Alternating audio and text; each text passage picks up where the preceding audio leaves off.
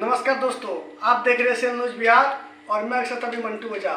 अभी हम आपको बता दें कि जिस तरीके से बिहार के सिवान में जिस तरीके से लगातार अपराधियों का ग्राफ बढ़ते जा रहा है, उस तरीके से जो सीएसपी संचालक लोग हैं या जो प्रॉपर्टी डीलर है या बिजनेस करने वाले लोग हैं या जो आम लोग हैं, वो लोग काफ़ी डर के साए में जीने को मजबूर हैं।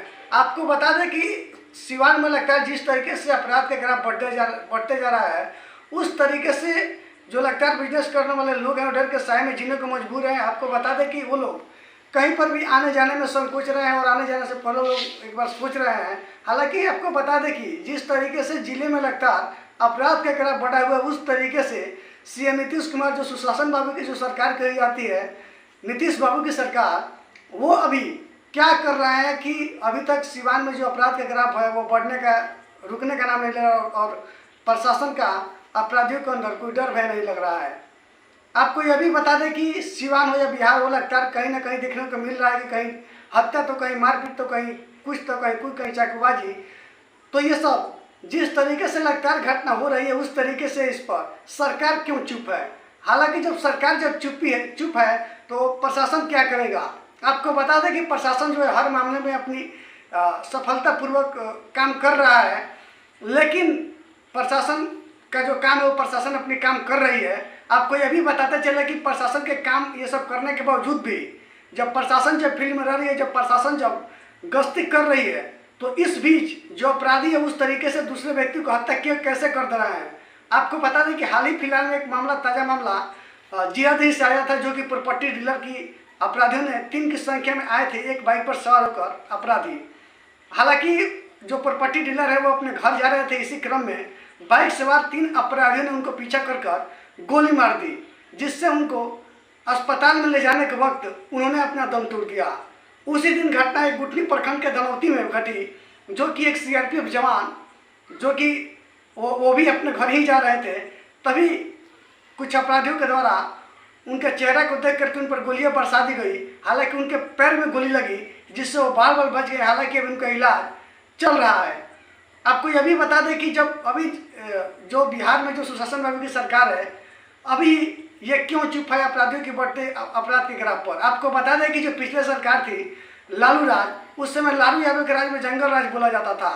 हालांकि बता दें कि जिस तरीके से लालू यादव के काल में जिस तरीके से घटना घटती थी, हमें लगता है कि उस समय से कम आज के डेट में बिहार में भी नहीं है। हालांकि लालू के वक्त थोड़ा विकास कम हुआ था, हालांकि सड़क के मामला में अब देखा जाए तो सड़क के मामले में नीतीश कुमार के राज में सड़क की जो स्थिति है बिल्कुल बढ़िया ढंग से हो चुकी है। आपको यह भी बता दें कि कहीं सड़क भी बन रहा है तो कहीं देखा जा रहा है कि सड़क पर पानी तो कहीं पर पानी। हालांकि जो नीतीश कुमार की जो सरकार कही जाती है, विकास पुरुष के नाम से जो जाने जाते हैं बिहार के सीएम नीतीश कुमार, उनका पंचायत स्तर पर गाँव स्तर पर देखा जाता है तो कोई भी कार्य, कोई भी जनरल योजना, चाहे कोई भी किसी प्रकार की कोई भी समस्या, जीरो घंटा सन्नाटा पर रहता है। अभी हम बात करेंगे जो जिस तरीके से सिवान जिले में अपराध का ग्राफ बढ़ा हुआ है, उस तरीके से हमारे साथ बढ़ते अपराध के ग्राफ पर हमारे साथ बातचीत तभी करने के लिए मौजूद हैं विजय दुबे, जो शीतलपुरा वार्ड नंबर 7 के जो 2 बार पूर्व में वार्ड सदस्य रह चुके हैं। जी विजय जी, ये बताइए कि जिस तरीके से जिले में लगातार अपराध का ग्राफ बढ़ते जा रहा है, इस पर सरकार और प्रशासन को क्या करना चाहिए? सबसे पहले मैं आपको आपके चैनल को जो है कि धन्यवाद देना चाहता हूं, और साथ साथ जो है कि अपराध के दुनिया में जो आज का जो है कि परिवेश चल रहा है, उसमें आप जो है कि जानने का काम कर रहे हैं और दिखाने का काम कर रहे हैं। इसके लिए जो है कि आपके चैनल को जो है कि धन्यवाद देना चाहते हैं। देखिए, अपराध तो चरम सीमा पे है। हमारे यहाँ 7/4/2022 को जो है कि हमारे चाचा और हमारे चाचा के लड़के का, जोगिंदर दुबे और उनके लड़के आदित्य दुबे का जो है कि हत्या हो गई। उसमें प्रशासन जो है कि फर्स्ट दिन ही जो है कि 2 आदमी को अरेस्ट की। उसके बाद से आरोपी उसमें 9 आदमी थे। अभी 7 आदमी जो है कि फरार चल रहा है। 3 माह से ऊपर हो गया, अभी तक जो है कि प्रशासन उसको पकड़ नहीं पाई, और चारों तरफ से जो है कि धमकियाँ मिल रही है कि केस उठा लो, नहीं तो जो है कि ये होगा। दूसरे के मुंह से आ रहा है। हम लोगों को जो है कि ऑथेंटिक मोबाइल वगैरह को नहीं आ रहा है। पुलिस को तो जांच का विषय है, लेकिन अभी जिस तरीके से लगातार जिले में अपराध का ग्राफ बढ़ा हुआ है, उस तरीके से परेशान और सरकार जो है, प्रशासन और सरकार जो उस समय वो लोग चुप्पी क्यों साधी हुई है? क्यों सरकार और प्रशासन का अपराधियों के अंदर क्यों नहीं डर पैदा हो रहा है? सबसे पहले बात है कि देखिए, यहाँ पे जो सरकार में है, यहाँ पे सांसद पति को सांसद के मोबाइल पे हत्या करने का जो है कि फोन आ रहा है।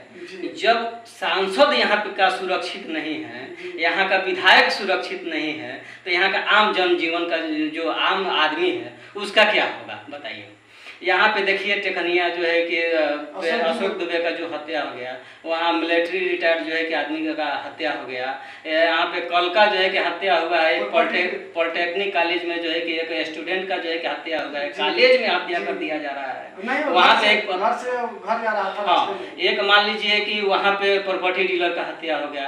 रोज ऐसा कोई दिन नहीं है कि एक दो हत्याएं नहीं हो रही हैं, और जो है कि रंगदारी नहीं मांगा जा रहा है, और जो है कि भ्रष्टाचार जो है कि नहीं है। हमें लगता है कि सबसे ज्यादा बिहार में अपराध के ग्राफ सिवान जिले में ही अपराधियों का सबसे ज्यादा मनोबल बढ़ गया है, और जो है कि संरक्षण भी मिल रहा है। अगर संरक्षण नहीं मिलता तो जो है कि ऐसा अपराध थोड़ी होता।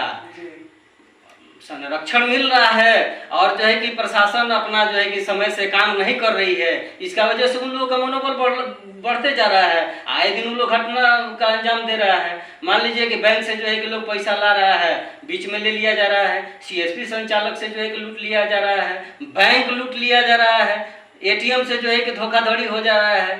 बताइए दिन कौन से लोग हैं जो अपराधियों को संरक्षण देने का काम कर रहे हैं? अब इसमें जो है कि अब प्रशासन का संलिप्तता हो या सरकार का संलिप्तता हो। और मान लीजिए कि जिसको सांसद महोदया को के मोबाइल पे फोन आता है कि आपके पति को हत्या कर दिया जाएगा, और वो अभी तक उस आदमी का गिरफ्तारी नहीं हुआ, उस आदमी का जो है कि जांच नहीं हो पाया कि वो आदमी कौन है। नाम भी वो अपना बताया, अखलाक टाइप का नाम बताया है वो आदमी का अभी तक गिरफ्तारी नहीं हुआ। तो बताइए आम आदमी का क्या होगा कि जिसके पास जो है कि कोई सुरक्षा नहीं है, उसका जो है कि घर से निकल रहा है तो उसके पीछे कोई नहीं है, वो भगवान के भरोसे जो है कि अपने बाजार जा रहा है, भगवान के भरोसे अपने शाम को घर आ रहा है। नहीं तो जो है कि उसका कोई गारंटी नहीं है कि कब किसकी हत्या हो जाएगी, कब किसका जो है कि चाकू से मार दिया जाएगा, हत्या कर दिया जाएगा, इसका कोई गारंटी नहीं है। एक और बात, हालांकि अभी तो हमारा उस वक्त होश नहीं था, शहाबुद्दीन की जिस समय उनका राज था, हालांकि मेरा जन्म हुआ था लेकिन हमारा होश उस समय नहीं था। लेकिन हम सुनते यह भी है कि जो पहले जब हत्याएं होती थी तो शहाबुद्दीन के राज में जब सांसद थे सिवान जिला के, उस वक्त उन पर आरोप लगता था कि यही वो हत्या करवाए, शहाबुद्दीन की हत्या करवाए। लेकिन अब जिस तरीके से सिवान जिले में अपराध की तरफ बढ़ते जा रहा है, अब यह हत्या कौन करवा रहा है? पहले तो शहाबुद्दीन का नाम आता था, लेकिन अब किसका नाम आएगा? अब तो सुशासन बाबू के सरकार में ये हत्याएं हो रही है, तो इसका सारा शरीर से जवाबदेही तो सरकार की है कि अपराधी जो है कि बेलगाम घूम रहे हैं और उनकी जो है कि गिरफ्तारी नहीं हो रही है, तो उनका मनोबल बढ़ेगा। तो वो तो आज एक किया है, कल वो दो करेगा। और वही लोग घटना कर रहा है कि हम अपराध में जो है कि मान लीजिए हमारा नाम आ ही गया है, तो अब चलते हैं बैंक लूटते हैं, किसी का हत्या करेंगे। एक हत्या करेंगे तो करबे करेंगे, और दो हत्या करेंगे तो करबे करेंगे। तो वो फरार है तो जो है कि मजबूरी में वो कर रहा है। अगर वो अरेस्ट होता तो जो है कि नहीं ना करता। अभी हमारे केस में जो है कि 7 आदमी जो है कि फरार चल रहे हैं, तो वो लोग तो हमारे जान का भी तो खतरा है। वो लोग जो है कि हमारे परिवार को भी कर सकता है कि जो है कि भाई यही लोग है केस देखने वाला करने वाला, चलो इनको भी जो है कि साथ कर दो, कोई नहीं रहेगा, ऑटोमेटिक केस खत्म हो जाएगा।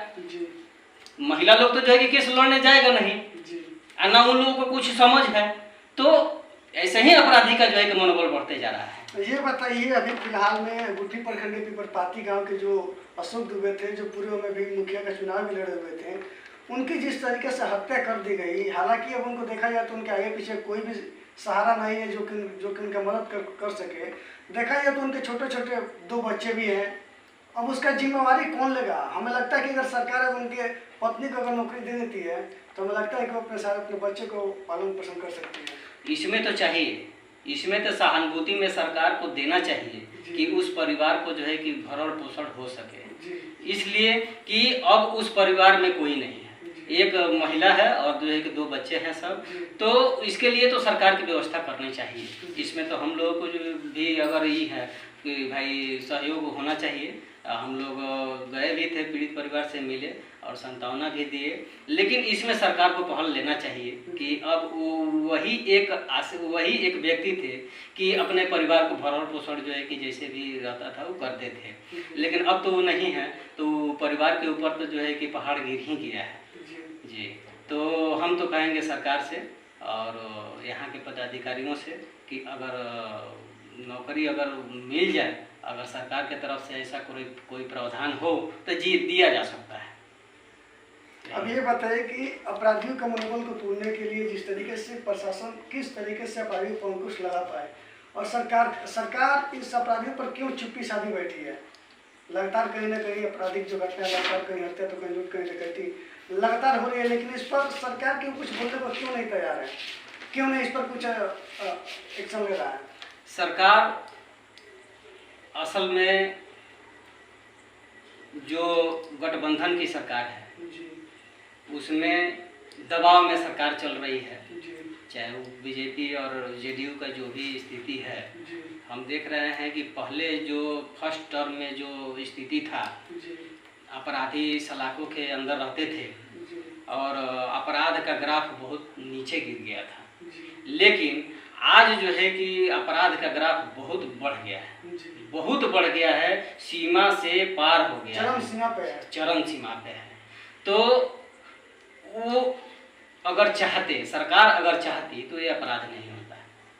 सरकार को सब पता है, यहाँ के थाना को सब पता है कि कौन अपराधी है और कौन अपराधी नहीं है और कौन इस घटना को अंजाम दे रहा है। जिस तरीके से लगता है आपराधिक घटना बढ़ता जा रहा है उस तरीके से हमें लगता है कि जो सिवान में जो बिजनेस का जो विकास आने वाला समय में जो जिस तरीके से आगे आने वाला है, उस तरीके से हमें लगता है कि जो भी बड़े बड़े बिजनेसमैन है वो सिवान छोड़ करके हमें लगता है कि फिर से कहीं और नहीं चलेगा। पलायन हो रहे हैं, यहाँ से लोग पलायन हो रहे हैं जी, यहाँ से व्यापारी जितना है वो जो है कि पलायन हो रहे हैं। जी, हाँ, अपराधी बेलगाम हैं, वो जो है कि रंगदारी मांगते हैं और रंगदारी नहीं देने पर उनको जो है कि मौत के घाट उतार देते हैं। तो बिजनेस तो जो है कि ठप माने थोड़ा सा प्रभावित है जी, प्रभावित है। क्या लग रहा है सरकार और प्रशासन को अब इस पर क्या करना चाहिए जिससे अपराधियों का डर भय, जो स्थानीय जो लोग हैं, जो ग्रामीण हैं, जो जिले के रहने वाले जो लोग हैं, उन लोगों के अंदर से जो अपराधियों का डर को हटाया जा सके।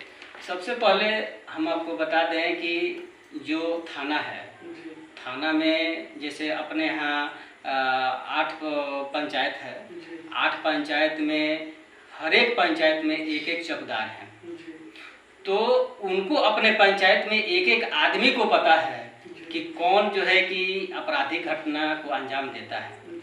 तो अगर प्रशासन चाह दे तो एक भी आपराधिक घटना नहीं घटेगा, इसलिए कि वो जो चौकीदार है वो जो है कि अपने पंचायत को एक एक आदमी को जानता है कि कौन आदमी इस घटना को अंजाम देने वाला है, अच्छा इस तरह का जो है कि माहौल पैदा कर रहा है, उसको एक एक चीज पता है और सरकार को भी पता है। तो अगर जो है कि सरकार चाह दे, अगर प्रशासन चाह दे तो एक भी घटना नहीं घटेगी। हाँ, लेकिन इस पे लापरवाही है, लापरवाही की वजह से जो है कि तमाम घटनाएं घट गई है। चलिए अपना परिचय बता दीजिए। मैं विजय कुमार द्विवेदी, पूर्व वार्ड सदस्य, पंचायत इंग्लिश, गांव सैनी छापर। चलिए, मैंने विजय दुबे से बात किया जो इंग्लिश पंचायत के शीतलपुरा गाँव का वार्ड नंबर 7 के जो 2 बार जो पूर्व में वार्ड सदस्य रह चुके हैं, उन्होंने लगातार जिस तरीके से बढ़ते अपराध को उन्होंने बेबाकी अंदाज में अपने बातों को रखने का काम किया, उस तरीके से सरकार और प्रशासन को एक ऐसा पहल उठाना चाहिए जिससे अपराधियों पर अंकुश लगाया जा सके। और जो जिले के जो लोग हैं, जो जिले में रहने वाले जो लोग हैं, जो CSP संचालक या बिजनेस करने वाले लोग हों या किसी भी तरह के कोई भी प्रॉपर्टी डीलर हो या किसी प्रकार के कोई भी दुकानदार हो, उस तरीके से उन लोग के अंदर जो अपराधियों का एक डर भय बना हुआ है, उनके डर भय को ख़त्म करने के लिए उन पर एक ऐसा ठोस कदम उठाए जिससे लगातार जो अपराधी हैं उस तरीके से उनका मनोबल टूट सके। आपको बता दें कि लगातार जिले में देखा जा रहा है कि अपराधियों के जो डर है वो प्रशासन के अंदर से बिल्कुल खत्म होते जा रहा है, लेकिन प्रशासन को एक चाहिए कि ऐसा ठोस कदम उठाए जिससे अपराधियों का डर भय खत्म हो सके लोगों के अंदर से, और उनको जो भी आपराधिक हैं, जो भी अपराधी, जो भी अपराध करने वाले लोग हैं, उन लोगों को जल्द से जल्द छापेमारी करके जल्द से जल्द पता लगाए और उन लोग सभी अपराधियों को गिरफ्तार करके जेल के पीछे सलाखों के भेजने का काम करे। हमें लगता है कि अगर इस तरीके से अगर प्रशासन अगर हर मामले में अगर इस तरीके से लगता है अगर तुरंत गिरफ्तारी करे तो हमें लगता है कि जो बिहार या सीवान के जो भी अपराध जो करने वाले लोग हैं वो लोग डर जाएंगे और सहम जाएंगे और जिले से जो अपराध के खिलाफ वह कम होते चला जाएगा। अब देखना यह होगा कि जिस तरीके से लगता है बिहार और सीवान में अपराध के खिलाफ बढ़े हुए उस तरीके से सरकार और प्रशासन आने वाले समय में इन सभी अपराधियों पर अंकुश लगाने के लिए क्या करता है, अब ये तो खैर आने वाला वक्त